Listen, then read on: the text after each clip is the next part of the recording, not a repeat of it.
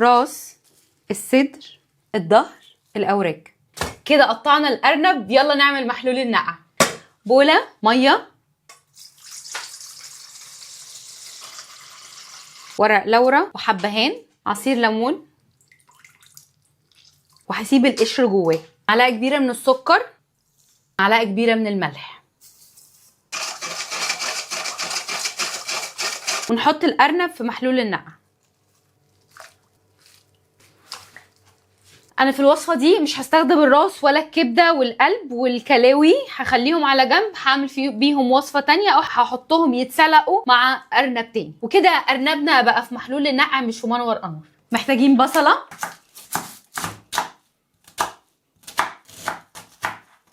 وده شكل الارنب بعد ما نقعناه في محلول النقع بساعتين، ساعتين ونص كده بقاله.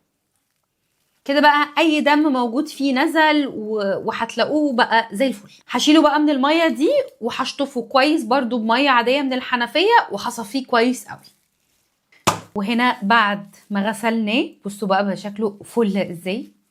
محلول النقع ده بيديله كمان طعم حلو عشان المطيبات اللي احنا حاطينها فيه وبيطري اللحم. طاسه، حته زبده، شويه زيت، ننزل بالارنوب الطيوب. بسم الله.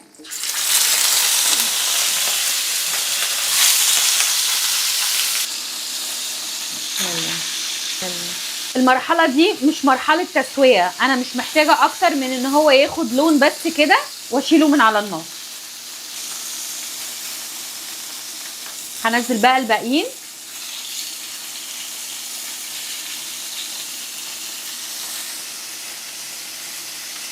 دايما لما بتنزلوا النار اول مره بتنزلوها على الجنب بتاع الجلد مش اللحم.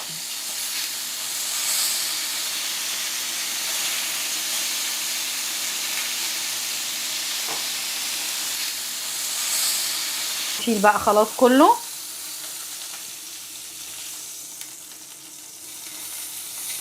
محتاجين البصل المتقطع،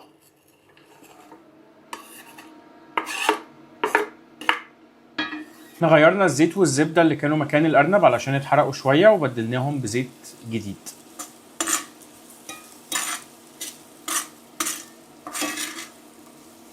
نشوح البصل كده شويه.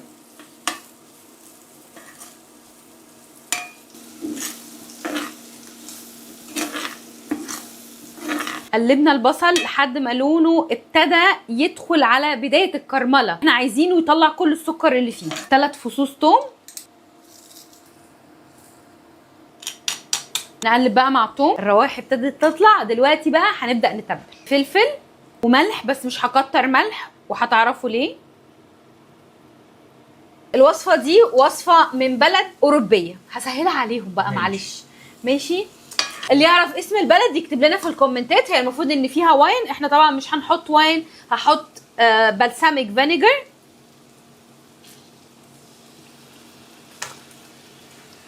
واساسي فيها الديجون ماسترد.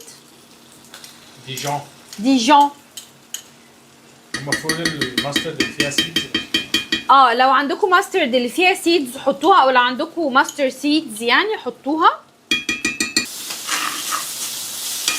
محتاجين معلقه من الدقيق وبرده نديها تقليبه تاني كده. خلاص خلاص خلاص خلاص. بسرعه بسرعه بسرعه. هنزل عليها شوربه فراخ او شوربه ارنب او اي شوربه انتوا عايزاها.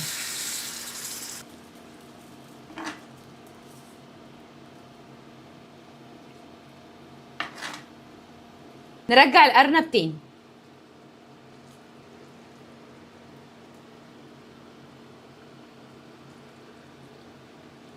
لازم تاخده كله.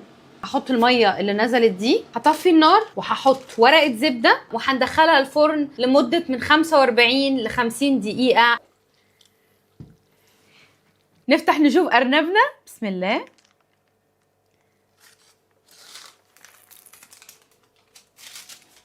بصوا ريحته خطيره. قعد بالظبط 45 دقيقه في الفرن وطلعناه. دلوقتي بقى هحط عليه كريمه ورشه من البقدونس، كام شريحه ليمون كده مش هيقولوا لا.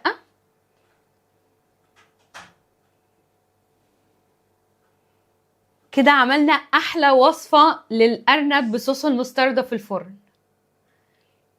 كده مش محتاجين غير اننا ندوقه. يلا. اوكي، نقلب بقى الصوص مع الكريمه.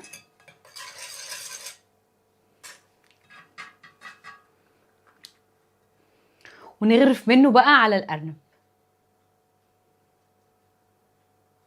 مش عايزه ابوظ شكله بس. الوصفه دي بقى محتاجه شويه رز ابيض وكده، صحه والف عافيه.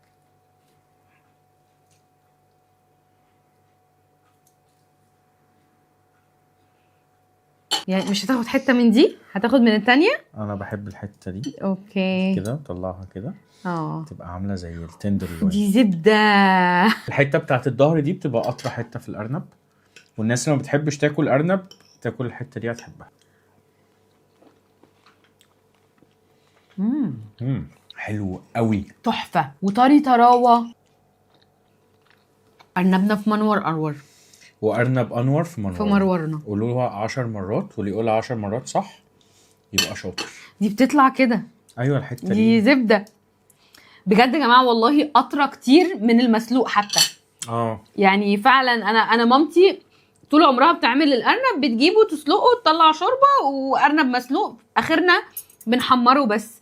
اول مره نجرب وصفه مختلفه للارنب، وانا كنت متاكده، يعني انا قعدت ادور اشوف بلاد العالم بتعمل الارنب ازاي. لما لقيت البلد دي عجبتني الوصفه، فقررت ان انا اعملها معاكم. وبجد خطيره وطري جدا جدا جدا، فول اوف فليفرز كده. هو واخد من طعم الصوص، والصوص واخد من طعم الارنب. شكرا ايها الارنب الجميل. وكده نكون عملنا اجمد ارنب بصوص المستردة في الفرن. والله يا جماعه احنا ما بينناش علاقه حب مع بعض، عشان كده قدرت افرط فيه واسيبه للراجل يذبحه يا دوب، بس يعني شفته وبعدين سبته بقى عشان خاطر ما ارتبطش بيه عاطفيا. ما كانش فيه اي علاقه حب بينا. ما تبرريش والله لا. ما يزعلوش مني، بس هو كيوت. انا اصلا من كتر حبي فيه كنت عايزه اخد الفروه بتاعته، بس قالوا لي لا ما ينفعش الكلام ده. هذا ما خلقه الله له. ولو عجبكم الفيديو ما تنسوش تعملوا لايك وسبسكرايب، وتستنوا وصفات منا جايه كتير، ونشوفكم الفيديو الجاي.